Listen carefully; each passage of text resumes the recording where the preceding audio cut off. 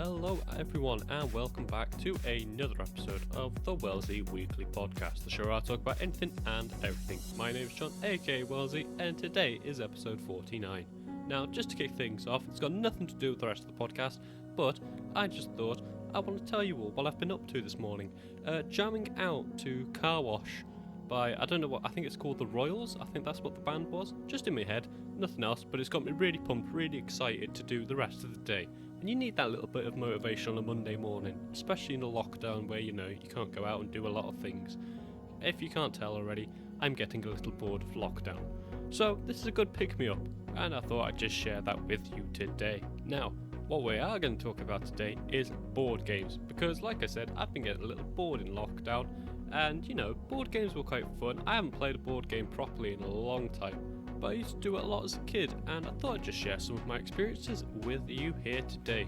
So before I get started, my question for you today is, what is your favourite board game? Are you somebody who kind of likes Scrabble and likes words and stuff like that? Or do you like more traditional games like Snakes and Ladders? If you want to share your thoughts and opinions, let me know down below in the comments, that'd be much appreciated. And with that spiel out the way, let's get started with a game that I've already mentioned, Scrabble. Now, I like Scrabble, don't get me wrong, but I'm not very good at it, purely because I don't know a lot of words. And I swear, whenever I play against other people that know more words than me, I swear they cheat, because they just make up a bunch of random words. I know my granddad does it a lot. I think my sister did it as well, but obviously she never admitted to just making up a bunch of random words, although she did have an actual official Scrabble dictionary, so we could basically look up words if we didn't know what they are.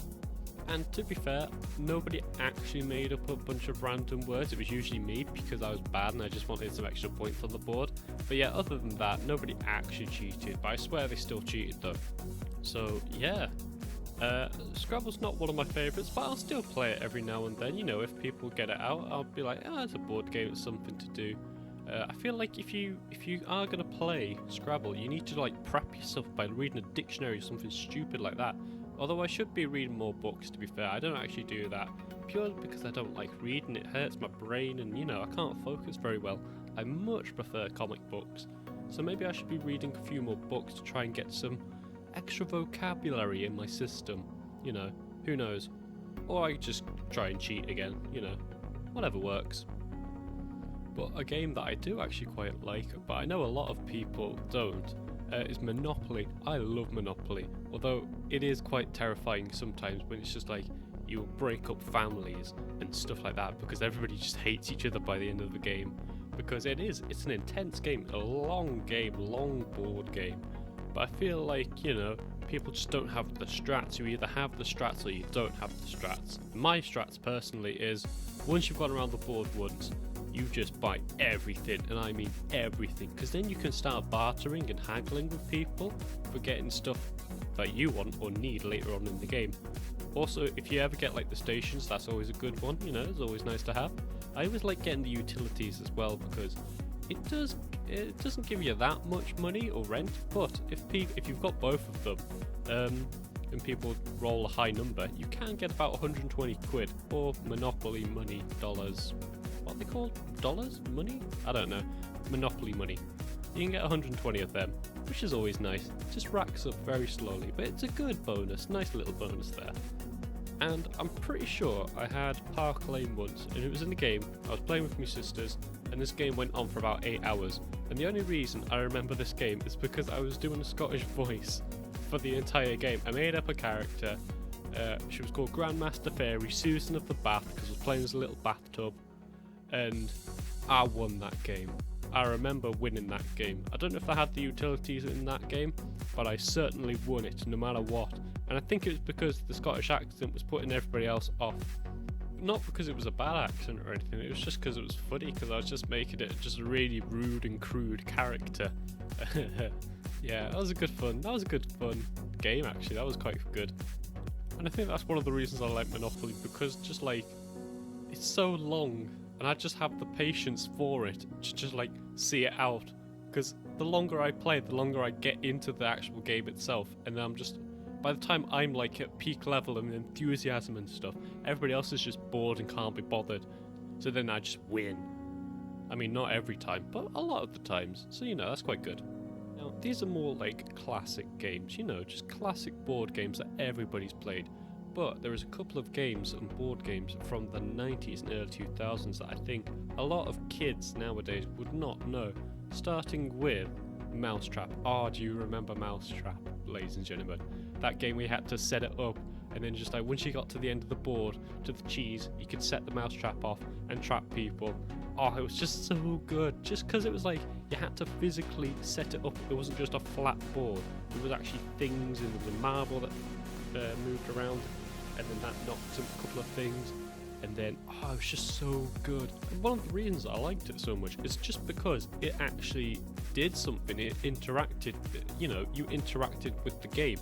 This is back in the day where, video games didn't really exist and stuff, or they weren't that good, or I wasn't, exposed to them yet. So, board games is where it's at. And the fact that this game, basically, you could interact with the board itself, it's just a really fun and cool concept, I thought, and I really like it. I should probably try and find it and try and play it, because I remember having a lot of fun with that. And there was another kind of board game, and I can't remember what it's called now, but basically it was like a marble maze game. It was like a little like pop-up board basically, and this marble had to start in the bottom right hand corner, and it went up this little ladder thing that kept moving and jolting, and there was things moving and twisting. I have no idea how to play it. I still don't know what it is. Screwball, that's it. It was called Screwball, and it just moved because you put the batteries in, and then everything was just like automated and machinerized. I don't think that's a real word, but who cares? It was just fun to watch and try and get the marble to where it was meant to be. I think that's what the point of the game was. I'm not entirely sure how to play it, if I'm perfectly honest with you, but I just remember that, and I just remember having a lot of fun just watching it move. And there's also one more board game that I can definitely remember, and I remember because I cheated at it once. No matter what my family says, I only cheated at it once, and I got caught. So let me tell you the story. It's a little game called Rumble in the Jungle, and it's kind of like Mousetrap. There's giraffes that you've got to go up, and you got to walk around this jungle and eventually reach the end. It's like a normal board game, but there's lots of things that you have to set up beforehand. And there's things that interacted with each other. So I think there was leaves that, like, if you stood on them for too long, or if somebody else stepped on another thing, the leaves would drop, so then your character would drop. It was really good fun. Anyway, I was playing with my family, and the front door goes. Everybody goes out of the room. So I thought I'd be really cheeky and sneaky and be able to move my player a little further ahead, because I was losing, obviously. And I completely messed it up because I knocked the board, and then all the pieces just went everywhere. I knocked the giraffe over, I knocked somebody else's player over, and then I couldn't tell where they were, and then I got caught moving everything. I got told off for cheating. So don't cheat, ladies and gents, because it's not good, it's not clever.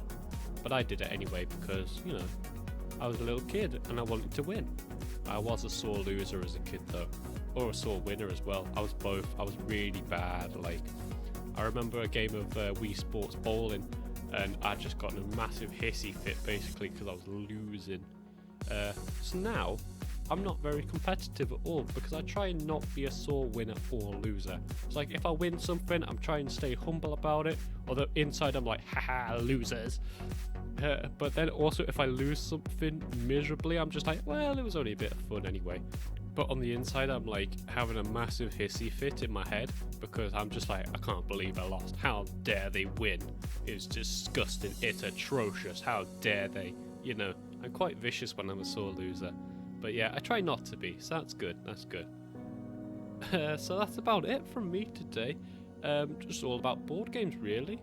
I quite like board games, they're quite a lot of fun. I might go try and see if my family would like to go play one a little later today. But anyway, thank you guys for listening to today's podcast. I'll remind you that the question for today is, what is your favourite board game? Is it something original and classic like Snakes and Ladders? Or is it something else that's from your childhood, like, I don't know, Pop-Up Pirate? I don't think that counts as a board game, but I'm going to count it as a board game. If you want to share your thoughts and opinions, let me know down below in the comments, that'd be much appreciated. So yeah, thank you for listening, stay safe, and remember, enjoy your cuppa.